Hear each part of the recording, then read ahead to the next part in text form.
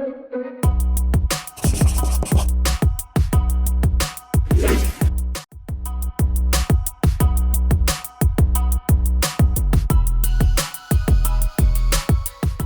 am Ersin Karabulut, a Turkish comic artist. This is my 25th year in this business. I started at a very early age, at age 16, and I worked for several monthly and weekly magazines during this time.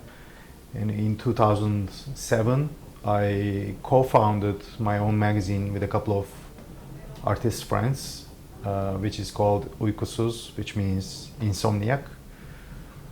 And since then, it's the most selling weekly magazine of the country.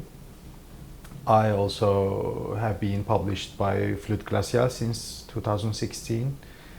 This is my first book with Dargaud, and I teach comics and storytelling in Mimar Sinan University in Istanbul.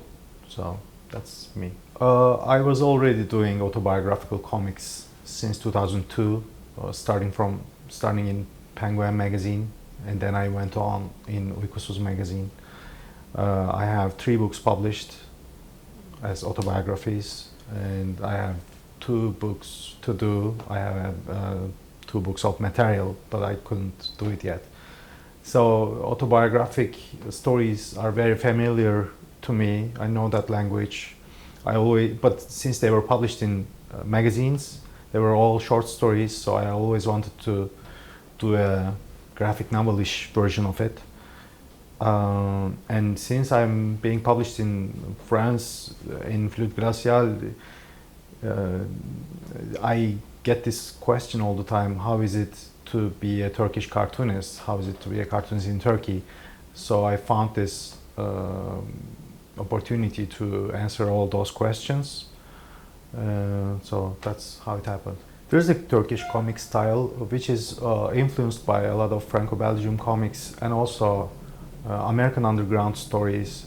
There's an old tradition of humor satire magazines in Turkey for almost 150 years, even before the foundation of modern Turkey Republic. So yeah, there's a language that Turkish artists use, and graphically and as a narrative too. There are lots of influences. Mine are Tintin, Asterix, Lucky Luke, and all that, together with Italian comics and some American comics. But I was also influenced by Turkish nationalist magazines. There used to be a fashion of Turkish nationalist heroes in 80s and 70s. There were big deals. There are movie adaptations of it.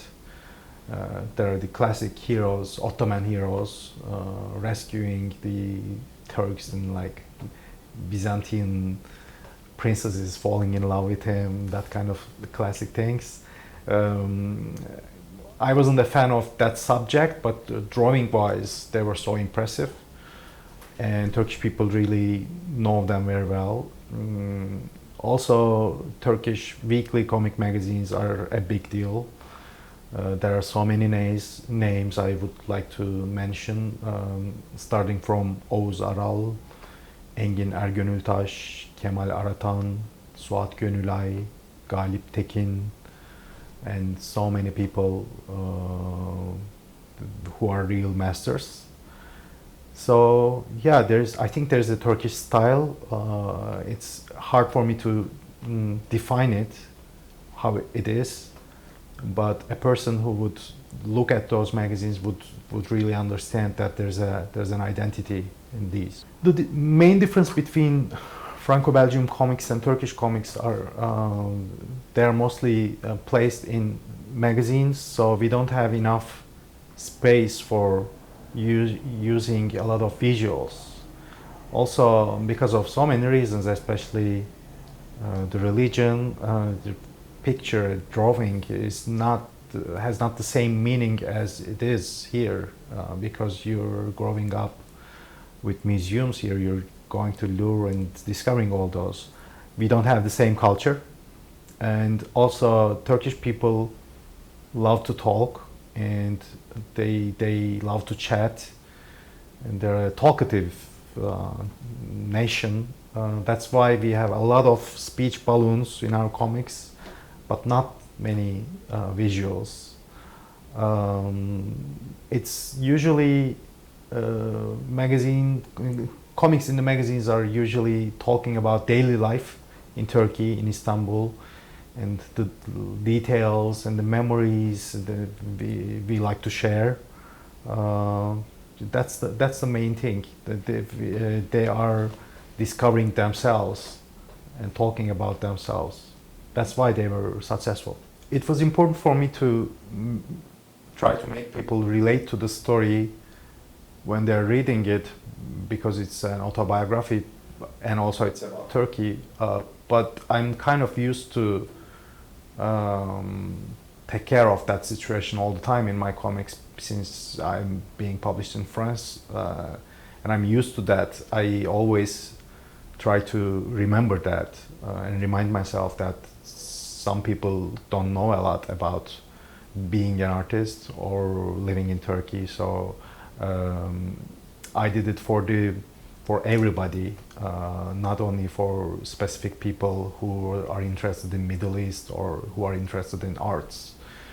So I kept the language really simple, and I think it's just a human story, and it's a growing up story, and it's the story of a young boy who have desires and who discovers comics as a profession, and immediately falls in love with it, and doesn't want to give up.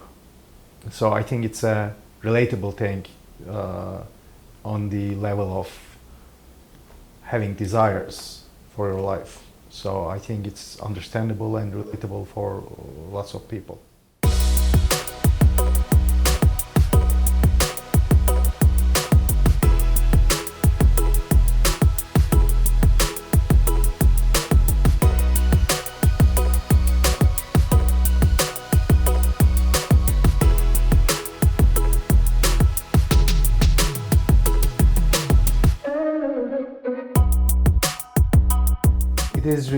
I think it's risky to mention all these subjects in a book or in a magazine, in any kind of medium in Turkey right now, because it's rapidly changing.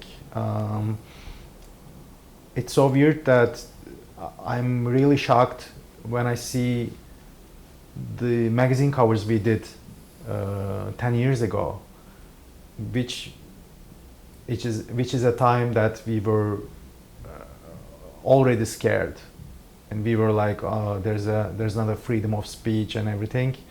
But apparently there was kind of freedom of speech, and we did some crazy covers that I don't want them to be discovered. I'm really scared now, and it shows that we changed too, you know. So even without realizing, you change because you're under the same wind blowing over you. Yeah, it is. I can't say it's not risky. It's becoming dangerous day by day. But these stories need to be told. So I'm doing my best, trying to find the right balance between auto-censorship and freedom of speech and all that. So yeah. I think while drawing, I like to keep a wide range in drawing. I'm so bored to draw one single style. That's the reason if I can change the style. I like to change the styles, and that's how I can draw. I think a style is not something you can be like, okay, this is my style, I'm gonna stick to it. You know, I think it's really boring. And in this story's case, it works because there are real events. So I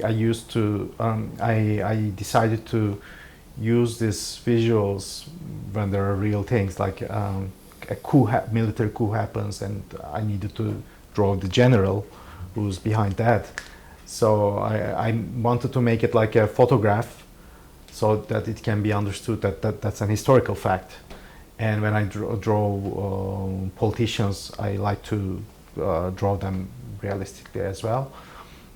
So it's like a play to me, you know. It's like a game to switch between those. I think it's really important to give the emotions and feelings to convey them.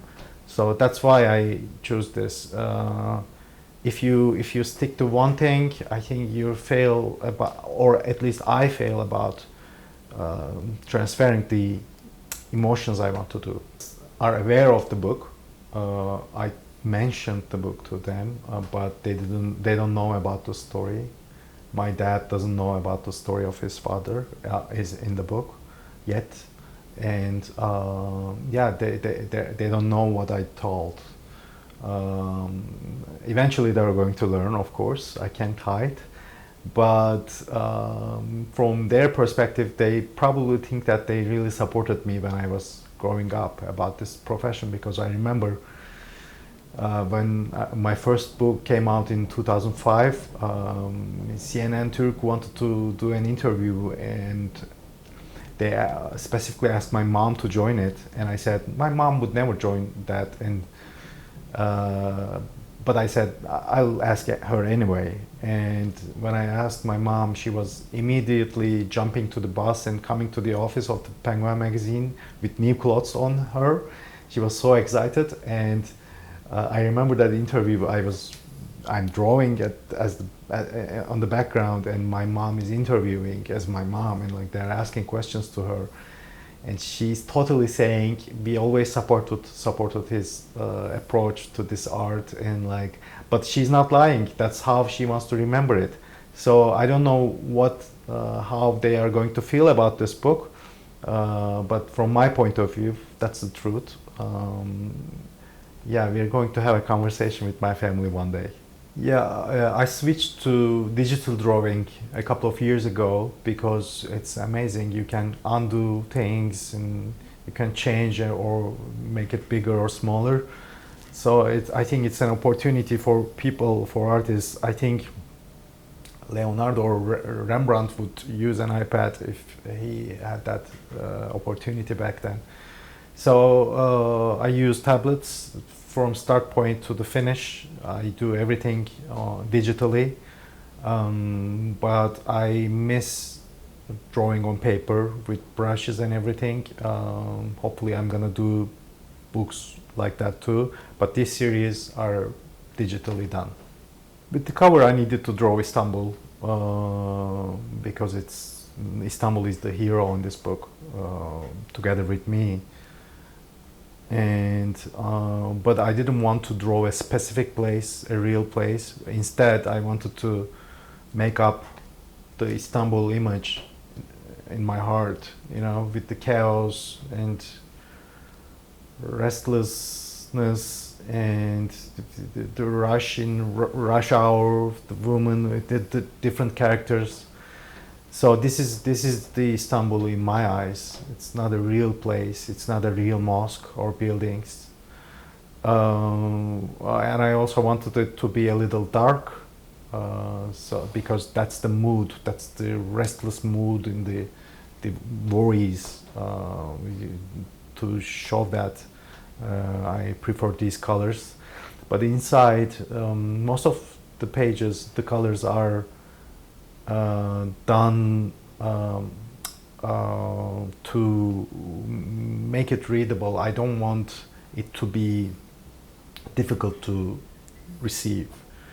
So colors are pastels and usually soft. If there's not a special meaning, it's not dark or